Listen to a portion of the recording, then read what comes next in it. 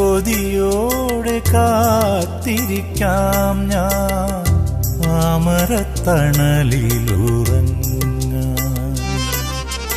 ഇനിയും കാതോർത്തു ദൂരെ നിൽക്കാം ഞാൻ അച്ഛന്റെ പിൻവിളി കേൾക്കാൻ.